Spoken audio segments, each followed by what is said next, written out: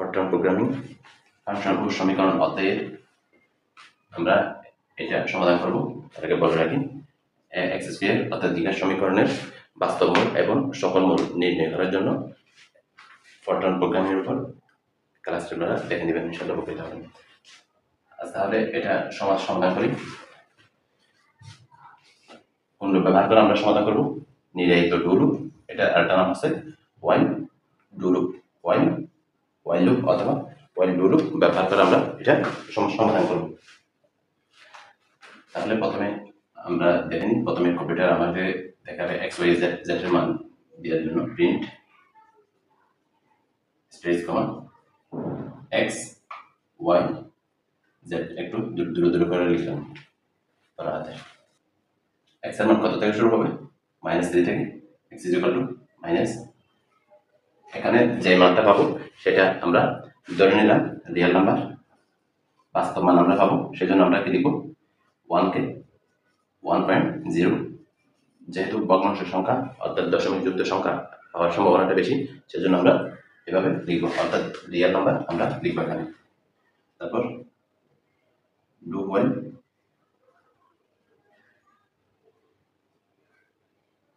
While x, x এর মান কত?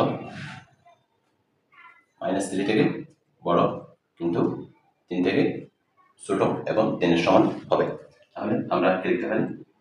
X less than or equal 3.0। আবার এখন আমরা ওয়াই এর মান লিখব। Y is equal to -3.0।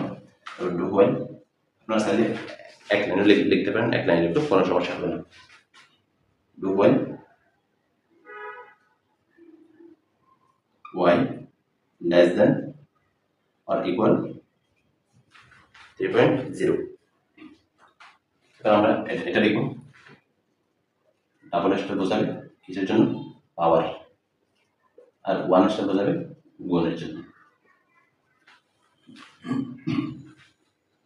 দেন আমরা এখানে লিখি z is equal to x double star, সবগুলো আমরা বড় হাতে লিখব, -2.0, যেহেতু রিয়াল বিবেচনা করতেছি, x গুণন y plus 3.0 into y square, তাহলে y double star 2 plus 3.0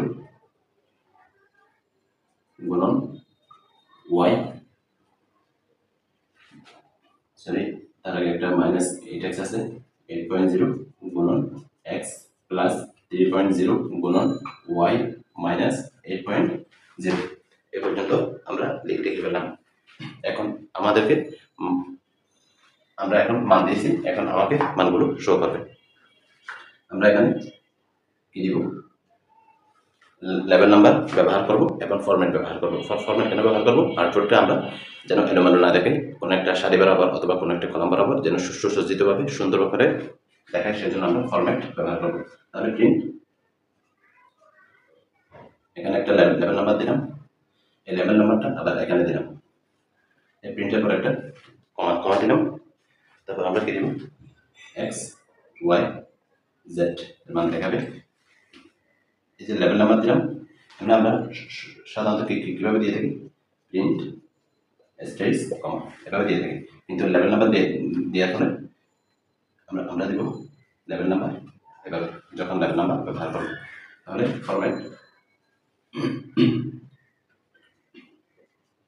format computer screen, এটা যদি কম্পিউটার স্ক্রিন হয় সে এখান থেকে শুরু করবে। আমি চাচ্ছি প্রথম 3 ঘর ফাঁকা থাকবে, সেজন্য আমরা কি দিলাম? 3টা ফাঁকা জায়গা থাকবে প্রথমে, তারপর মানটা দেখাবে। এখানে দশমিকের পর 5 ঘর, 5 দশমিক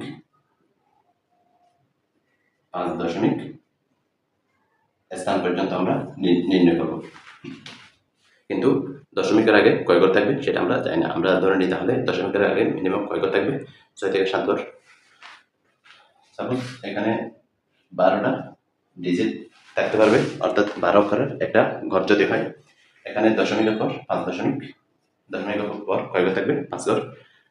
দশমিকের একটা 1, তাহলে 5, আর এদিকে আছে আর এদিকে থাকবে আমরা ধরে নিলাম 6 ঘর, তাহলে টোটাল আমাদের কত কত হলো 12 ঘর। এখানে দিলাম f12.5, অর্থাৎ দশমিকের আগে আমরা 6 ঘর রাখলাম। এই 12 দ্বারা বোঝাচ্ছে সংখ্যাটা টোটাল 12 অক্ষরের। তারপর আবার 3 ঘর খালি থাকবে, আবার y এর মান দেখাবে 12.5 দিলাম, তারপর 3 ঘর খালি রাখলাম। f দ্বারা বোঝাচ্ছে দশমিক যুক্ত সংখ্যা 12.5। এখন আমরা কি করব, মানগুলো বৃদ্ধি করতে থাকবো। প্রথমে এখানে লিখছি y এর মান বৃদ্ধি করবো, y ইজ ইকুয়াল টু কত করে বৃদ্ধি করবো, 0.2 করে বৃদ্ধি করবো প্রাথমিক y থেকে। y is equal to y plus 0.2 and এটা শেষ করবো এন্ড ডু। তারপর x এর মান বৃদ্ধি করবো প্রাথমিক x থেকে, x প্লাস 0.2 এন্ড ডু।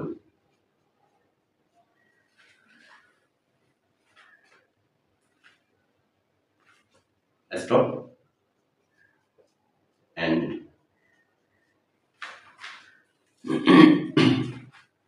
তাহলে এভাবে আমরা করে ফেলতে পারি। অনেক সময় অ্যাপ্লিকেশন আমাদেরকে মানগুলো দেখায় না, সেক্ষেত্রে আমরা স্টপের আগে একটা পজ শব্দ ব্যবহার করতে পারি, ইউএসসি পজ এই শব্দটা আমরা ব্যবহার করতে পারি।